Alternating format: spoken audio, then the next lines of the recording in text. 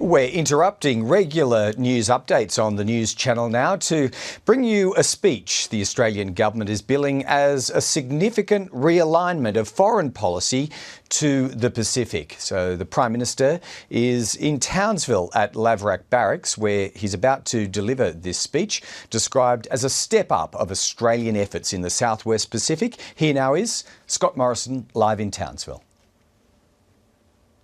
Thank you for the very kind welcome back to Laverack. It's great to be back here. No stranger, and it's great to be here with my colleagues who are with me today. Senator the Honourable Anne Ruston, the Assistant Minister for International Development and the Pacific, George Christensen, the Federal Member for Dawson, Senator the Honourable Ian McDonald, the Senator for Queensland, and I can also acknowledge the former member here for Herbert, Peter Lindsay, who is here as well, and the former Assistant Minister Parliamentary Secretary is no stranger to Laverack. That's certainly the case. Of course, to our hosts, the Commander of the 3rd Brigade, Brigadier Scott Winter, and the 3rd Brigade's RSM Warrant Officer Brett Doyle, and the Commanding Officer of 3rd Combat Engineer Regiment, Lieutenant Colonel Jennifer Harris, CSC. But to the men and women of 3rd Brigade, thank you for your service. Thank you for your welcome here today. Thank you for what you do for our country. It's important for me to come here today and make this presentation, which I could have done to a lecture theatre down in the southern states, or do it in Parliament House or somewhere like that. But I thought it was important to come and make this presentation here today to the men and women who I will be asking, and our government will be asking, to be part of the fulfilment of the plans that I'm setting out today for our government and for our nation. It's great to be here at Laverack Barracks because many Australian Prime Ministers have visited these barracks, and rightly so. The first, though, was Harold Holt, who came to open them here in 1966. And at the opening, he let everyone in on a secret, and that was the Army didn't want the barracks in Townsville. They wanted the new barracks to be on the Mornington Peninsula in Victoria. They wanted to be close to the existing defence infrastructure, and apparently that was a cheaper exercise as well. But Harold Holt had a very different view. He convinced the Cabinet to actually override the Army's recommendation.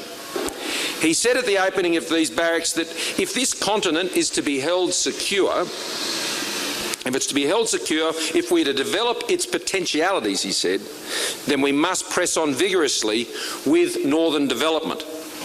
And that argument still holds as fresh today, which is why I'm delighted to be here back in Townsville, backing Laverack, and supporting our defence forces. And on coming to office a little over 5 years ago, our government committed to increasing the defence budget to 2% of Australia's GDP within 10 years of coming to office. We will achieve that in 2020-21, 3 years ahead of schedule. That shows you the seriousness of our government's commitment to the capability of our defence forces and our serving men and women. The long-term funding committed is critical to executing the government's plans for defence and ensures that defence strategy, capability and resources are fully aligned. Defence must have confidence in its funding so it can develop and implement long-term plans. Australian defence industry also needs funding certainty to confidently invest in the infrastructure, skills and capability so that it can play its part as a fundamental input to our defence capability. They are part of the defence team. It is because of these long-term commitments that our government can invest in programs like Land 400 Phase 2, which I know is particularly popular up here, which will deliver 211 world-class combat reconnaissance vehicles for the Australian Army. These world-class vehicles will be manufactured and delivered by up to 1,450 Australian workers using Australian steel right here in Queensland. But the beauty of our commitment to defence capability is that these benefits actually flow right across the country. The supply chain for these new vehicles will reach all across our nation, with up to 40 companies expected to be involved. Indeed, right here in North Queensland, there are small to medium-sized companies who will have the opportunity to secure work on this $5.2 billion project. Now, of course, our defence capability plans do not end there. From new frigates and patrol vessels to the Joint Strike Fighter, all of these platforms draw on the small and medium-sized enterprises from right across the nation. And ladies and gentlemen, I'm here today to honour the service of the men and women of these barracks. Your pledge to serve your nation in times of war and peace is no idle one. 3rd Brigade has acted on that pledge in Iraq and Afghanistan, and your role in the Philippines is vitally important. This year, 3rd Brigade has deployed 800 members in some 8 countries. From engineering support to amphibious landing training and command and leadership mentoring. And much of your efforts are in your own neighbourhood, the Pacific. It's a long way from the Mornington Peninsula, as lovely as the Mornington Peninsula is. You have done tremendous work with 2 of our biggest military partners in our region, Papua New Guinea and Fiji. Their forces can now take on bigger responsibilities, working hand in glove with the ADF towards regional stability and security. That would also build on the ADF's tremendous humanitarian response work in the region. Australia's national security and that of the Pacific, they're intertwined. As the 2017 Foreign Policy White Paper made clear when it was identified the Pacific as one of Australia's highest foreign policy priorities. Now, my government, the government that I have the privilege to lead, is returning the Pacific to where it should be, front and centre of Australia's strategic outlook, our foreign policy, our personal connections, including at the highest levels of our government. This is our patch. This is our part of the world. This is where we have special responsibilities. We always have. We always will. We have their back and they have ours. We are more than partners by choice. We are connected as members of a Pacific family.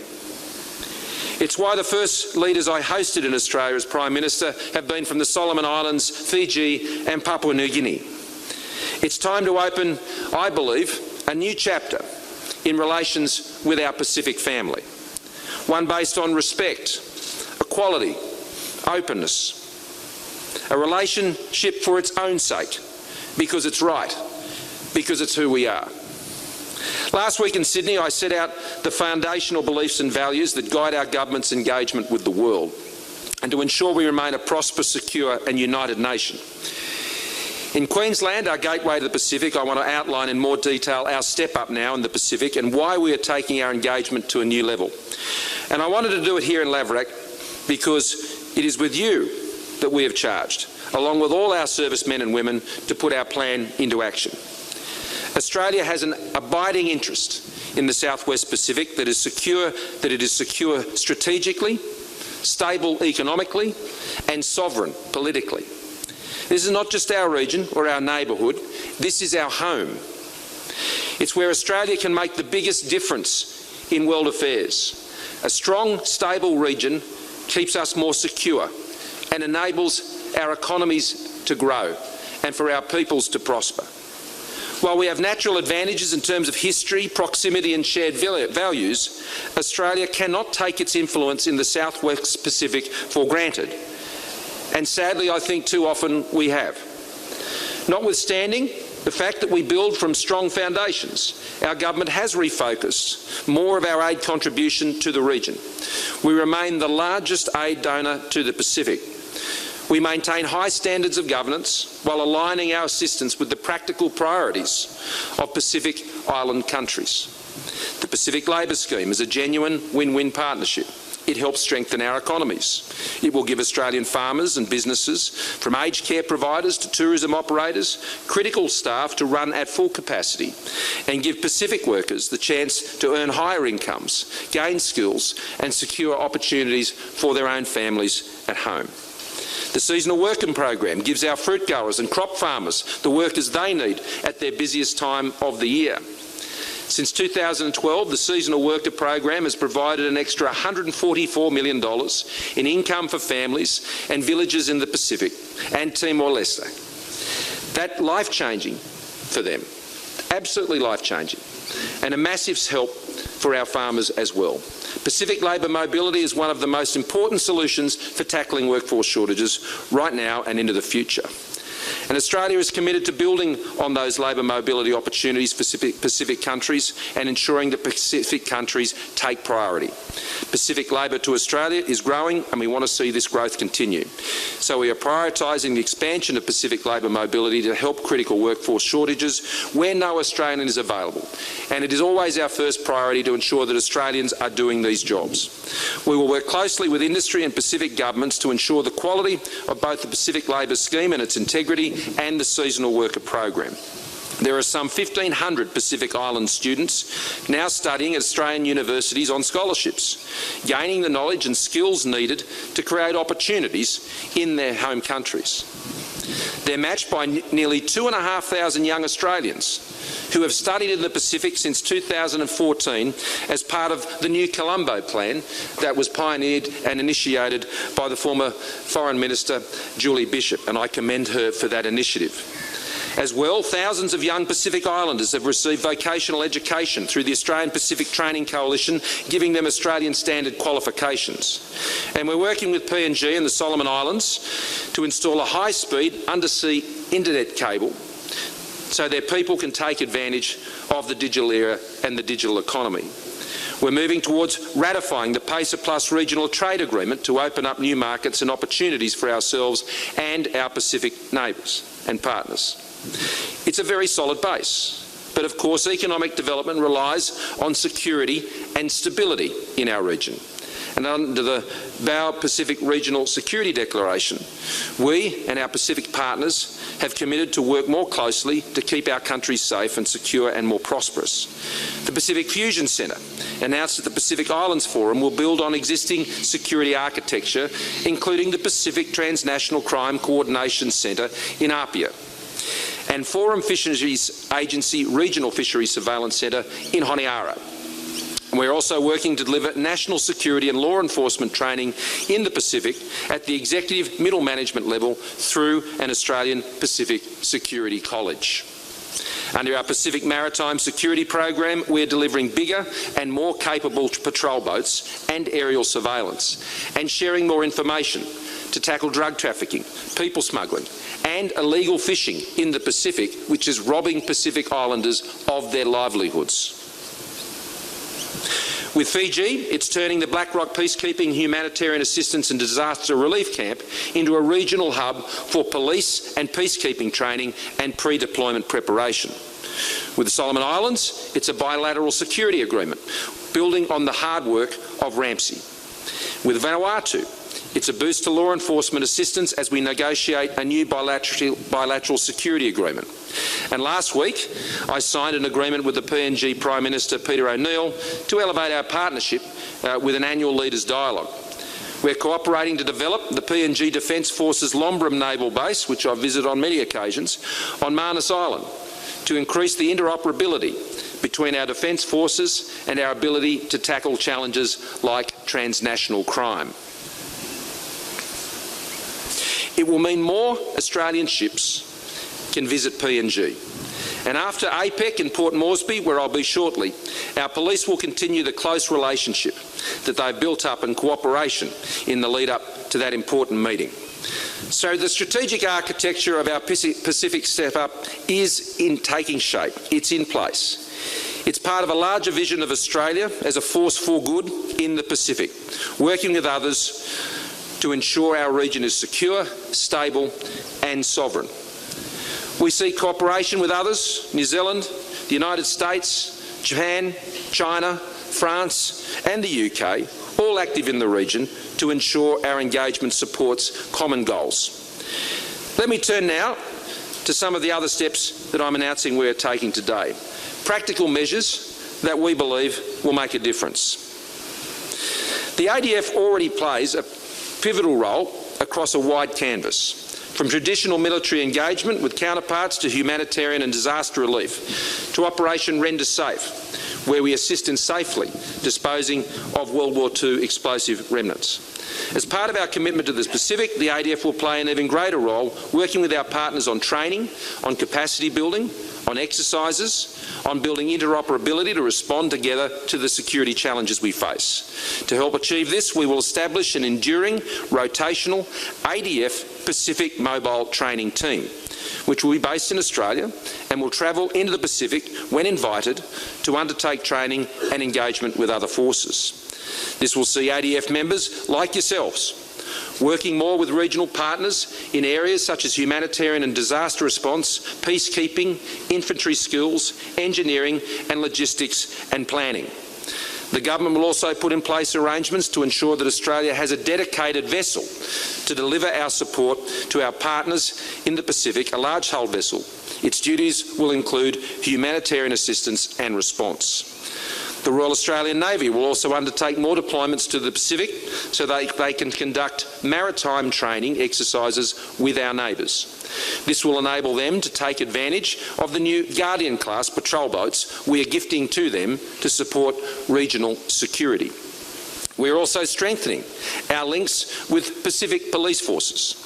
A new Pacific facility at the Australian Institute of Police Management will help train the next generation of police leadership in the Pacific.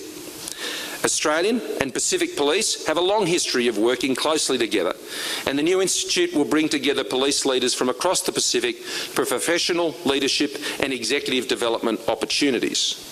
We will deepen our already strong people-to-people links with Pacific security forces. We will establish annual meetings of defence and police and border security chiefs and deepen our collaborative efforts. We will establish a security alumni network to maintain connections and deepen relationships with the many emerging and senior police and the civilian and military leaders who have participated in defence cooperation program over decades, harvesting their experience, learning from their experience, passing on the legacy of their experience. We are also expanding our diplomatic footprint. Our diplomatic network is already larger than any other country in the Pacific, as it should be, and we're going to expand it.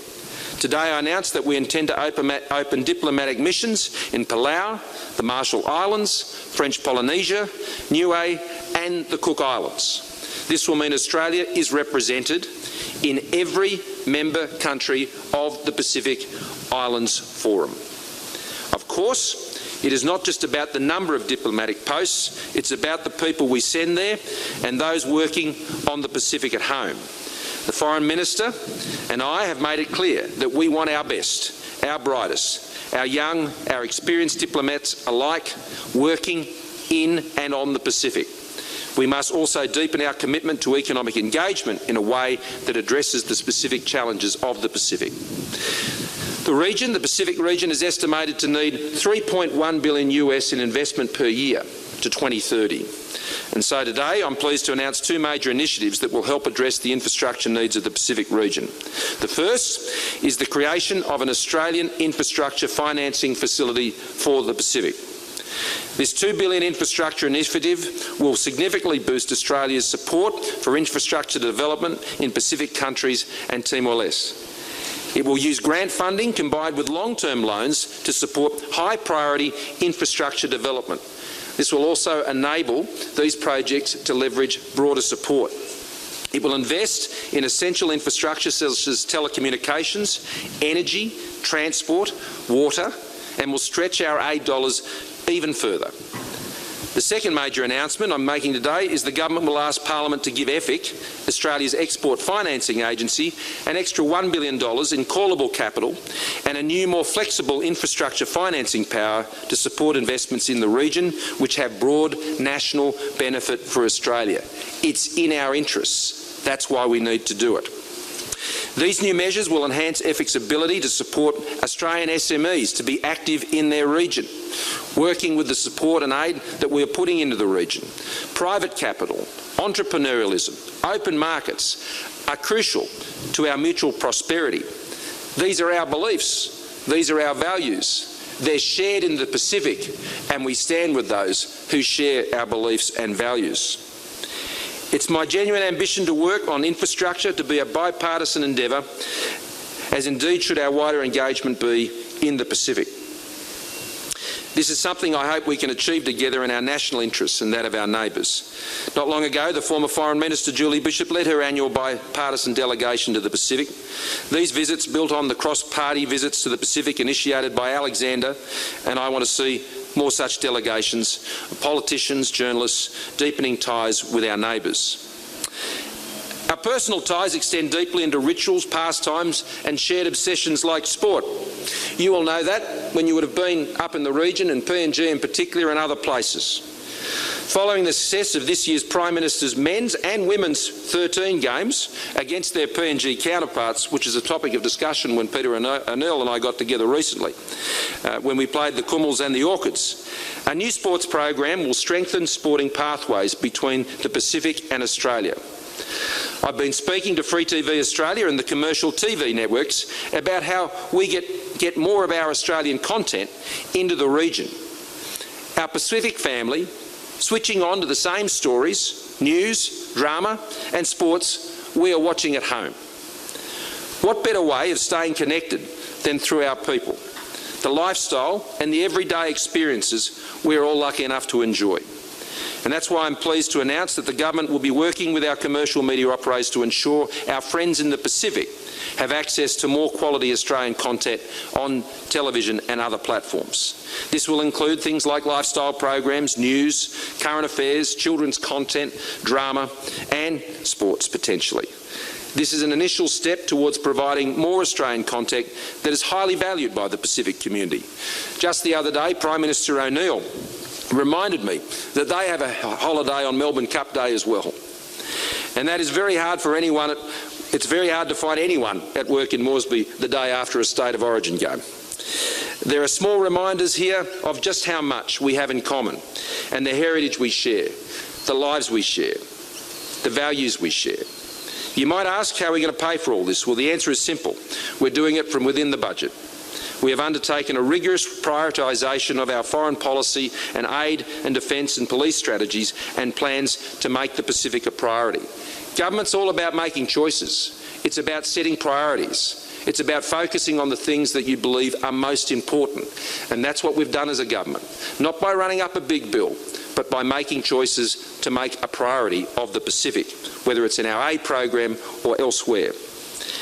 Nothing proves the strength of a people partnership more than the massive welcome the Duke and Duchess of Sussex received in Tonga and Fiji the other week, just like they did in Dubbo and Sydney and on Fraser Island. But our connections go far beyond our shared Commonwealth membership. We support a fantastic Australian volunteers program, one that translates into thousands of stories of people changing lives. I recently heard about a young bloke called Michael Noonan. Michael was a volunteer to Solomon Islands and spent 2 years as a pharmacist there. He discovered that poor communication meant local health clinics couldn't do simple things like let him know what supplies and medicines that were needed and whether people needed training. So with some support from DFAT's Innovation Exchange, he developed an online tool that is now being used in 6 countries to provide timely and reliable data about health clinics and medicine stocks. His tool, he called it Tapaya. Now, Tapaya was on Captain Cook's legendary voyages, as they particularly went around New Zealand and when they first came to Australia, and a little part I know pretty well, in Kurnell in Sydney. He named it after Tapaya because it was all about communication. Tapaya was a translator, or intended to be, as he'd served with the Polynesian peoples. And this has made a huge difference, this translation tool, this communications tool, to healthcare in small villages. Now, over the next 5 years, another 5,000 people like Michael will volunteer in 26 different countries. And the difference they make will be life-changing, and it will be immeasurable. Let me tell you about the community in Mundubbera in Queensland after Cyclone Gothe hit Tonga earlier this year. The local community there stepped up to send help. It was a sign of the same community spirit that prompted Tongan seasonal workers to be among the first to help evacuate people and property when the Burnett River flooded in 2013 and a third of the town was underwater. The local Deputy Mayor was recently visiting Tonga to donate relief supplies. What goes around is coming around. We've got their back, they've got ours. These stories are happening right across Australia and in the Pacific. It's about who we are and what we do. It's what I meant when I talk about family. Whānau, as they call it in Polynesian and Māori. They are the real ties that bind us. On sports fields, in churches, in schools, in universities, and between our defence and our police forces. So in conclusion, let me say this. For all these great stories of human connection, our relationship with our Pacific friends need to be nurtured and valued. And if our standing and influence in the Pacific is to grow, our commitment must be genuine, authentic and enduring. The world is changing, it's true. And we need to ensure that our Pacific partnerships get stronger with time, that we never take them for granted, that we are a reliable and steady member of the family. I want to see a new level of respect, familiarity and appreciation between us, where our shared interests sit alongside shared values. That's not to say we'll always agree, but that's not the true test of friendship or family. Tell me a family that always agrees on anything. The real test is showing respect, love, commitment, and knowing that together we can make our region and all of our communities stronger. Let me say my final words to 3 Brigade. I want to thank you for 2 things. Well, 3. A, you've been standing for a little while. Thank you. But on 2 things. Our army. You are known throughout the ADF and government for the way you look after each other when wounded. Please keep doing what you're doing. Mates helping mates. That's what it means to be Australian, and that's one of the core values of our Australian Defence Forces and the Australian Army.